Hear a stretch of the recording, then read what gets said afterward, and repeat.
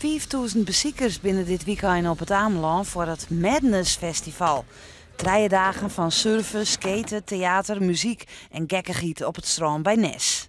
We hebben dus een combi van eigenlijk heel veel sporten, surfen, skaten, kiten, windsurfen, van alles en nog wat. En een heel cultureel programma, dus kijkend naar theater, maar ook workshops, ook dingen als yoga, mediteren. Iedereen kan eigenlijk wel zich vermaken, of je nou jong, oud, sportief of niet sportief bent.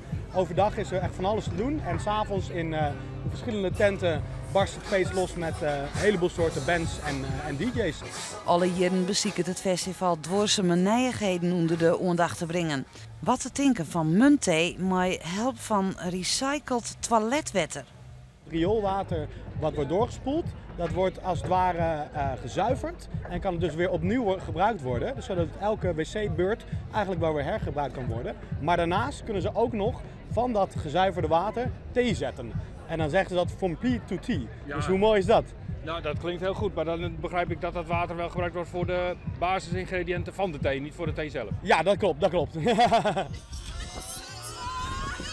Nee, dit hier is ik de druwende bar.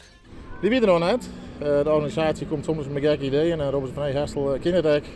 Ja, wij steden voor die nee. Dus, Maar hij is zo eigenlijk op een Noordzee? Ja, hij is zo eigenlijk in de Noordzee.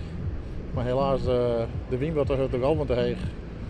Dus vandaar het plan B wat we hier zullen. Ik een nachtje in Madness-stijl. In een Hunningraad of in een tipi in het Vestipi Village op de camping. Heb je lekker geslapen? Wij hebben heel lekker geslapen vannacht. In een tipi? In een tipi, ja. Het was voor ons ook de eerste keer, maar het is wel een hele ervaring. Beter dan een tent, het is lekker koel en je wordt niet wakker door al het licht.